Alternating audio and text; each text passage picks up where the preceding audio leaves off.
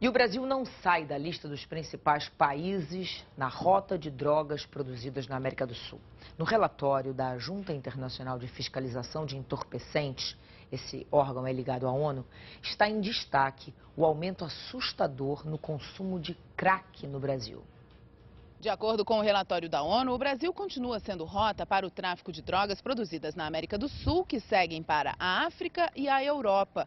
A Junta Internacional de Fiscalização de Entorpecentes das Nações Unidas destacou a preocupação com a corrupção e intimidação de funcionários que trabalham na fiscalização e no combate às drogas. E elogiou as iniciativas brasileiras de combate ao narcotráfico, principalmente nas regiões de fronteira. A ONU também alertou para o aumento no consumo de crack no país.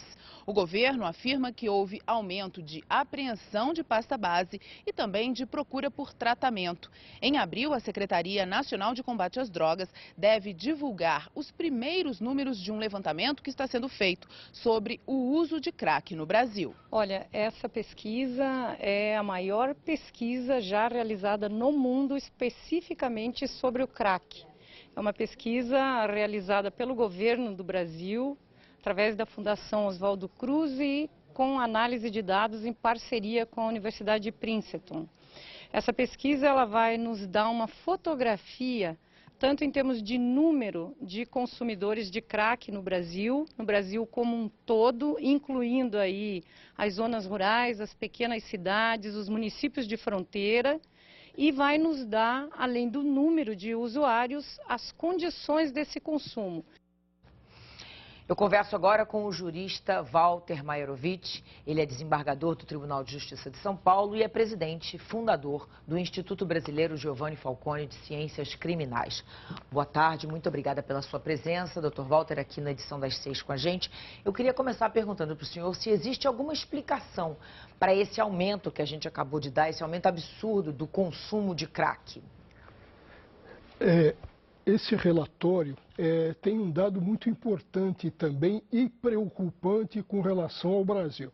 Esse relatório começa por mostrar um boom, um aumento extraordinário na oferta de drogas sintéticas.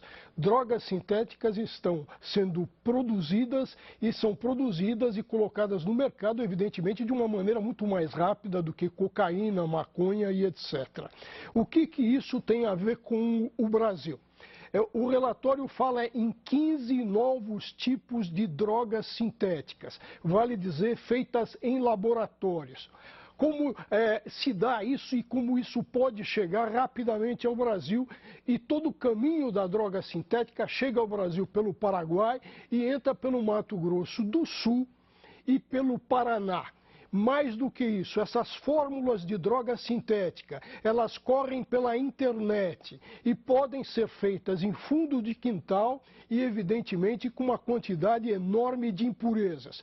Nós que já temos o problema do crack, nós precisamos agora, em razão desse relatório, ficar muito atentos para a questão das drogas sintéticas. Agora, doutor Walter, o que o senhor está dizendo, então, é que essas drogas sintéticas, elas são produzidas no Brasil ou o Brasil é usado como rota para elas?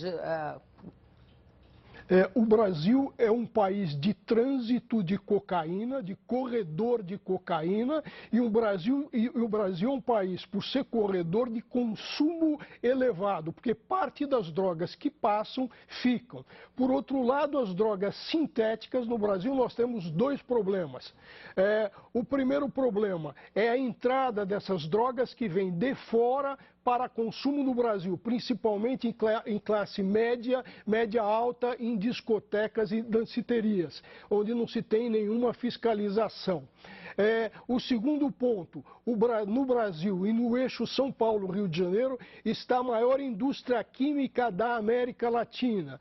E, para se fazer uma droga sintética, há necessidade de insumos químicos. Então, potencialmente, o Brasil tem condições de se transformar num centro produtor de drogas sintéticas, a superar no que tanja a cocaína e a produção colombiana, a um concorrente de muito peso, até porque nós temos as rotas, nós já somos o caminho.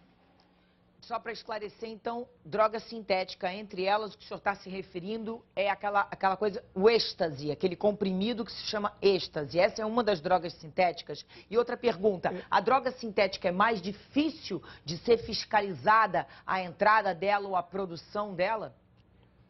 Muito mais difícil. A produção se dá por qualquer químico em fundo de quintal.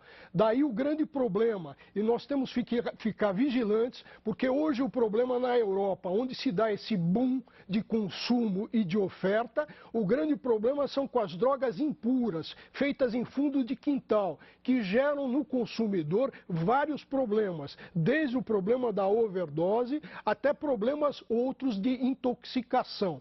Então nós temos que estar preparados para enfrentar esse boom, porque a disseminação da droga sintética, para se ter ideia, hoje nós temos na Europa 16 novas drogas sintéticas. Isso são chamadas de metanfetaminas, vão além do efeito das anfetaminas que a gente conhece.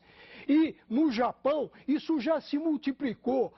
Até a data de ontem nós tínhamos, se na Europa 16, no Japão nós tínhamos 51 novos tipos de drogas sintéticas. Daí esse relatório da ONU falar em um boom, em uma oferta extraordinária. E o Brasil, como está sempre em atraso para resolver os seus problemas, se a gente olhar para o problema do crack, nós vamos verificar que a pasta básica para elaboração do crack vem da Bolívia, mas na Bolívia não tem insumos químicos, não tem éter, acetona, isso vem tudo do Brasil. Então, Elaine, é uma dupla via, uma dupla mão. Se o Brasil é consumo, o Brasil também ajuda a elaboração com os insumos químicos. Agora, doutor Walter, uma saída, gostaria que o senhor dissesse quais são as opções para que isso diminua, se uma opção seria um controle mais rigoroso sobre a venda de produtos químicos. Esse seria um dos caminhos e o principal caminho, mas o outro um alerta àqueles jovens que frequentam discoteca. Para quem tem conhecimento nessa área, na conversa de um jovem existe muito a confiança. Então um jovem fala para o outro, e é a expressão que eles usam, eu vou te dar uma bala.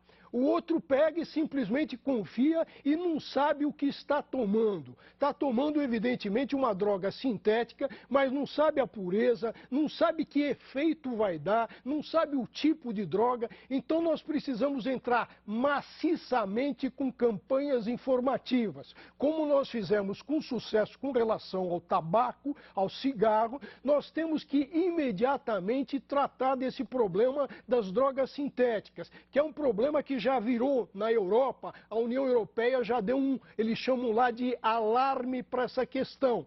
E nós aqui esperamos, cruzamos os braços e esperamos os problemas. E nós não temos nem como enfrentar. Pessoal do campo sanitário, do campo médico, precisa estar preparado para já saber esses novos tipos de drogas e como agir e como prevenir. Agora, uma campanha intensíssima é do máximo rigor. Com certeza, o senhor tem toda a razão, inclusive porque o próprio nome que eles escolheram para usar para essa droga é bala, que supostamente é um nome mais inocente, um nome mais infantil e que, no entanto, trata-se de uma droga com prejuízos seríssimos ao organismo e, como o senhor falou, uma droga que é de uso da classe média alta e difícil de ser policiada, de ser controlada. Dr. Walter... Leilane. Pois não. Leilane, se você permitir, isso é importante. É só para as pessoas terem ideia. Qualquer químico, aspas, meia boca, ele vai, por exemplo, num supermercado e compra veneno de rato. Porque no veneno de rato ele consegue isolar um potencializador. Então o que ele faz? Ele leva para casa dele, faz lá uma mistura de várias drogas que ele vai e coloca o veneno do rato. Ele está fazendo uma droga sintética, mas uma droga impura e com um efeito devastador, que vai gerar problemas gravíssimos no consumidor. E essa droga é passada para a juventude como bala. É um absurdo, sem dúvida nenhuma. Dr. Walter Maierovitch, muito obrigada pelas suas explicações. Esse é, sem dúvida, um assunto seríssimo que a gente tem que começar a tratar já.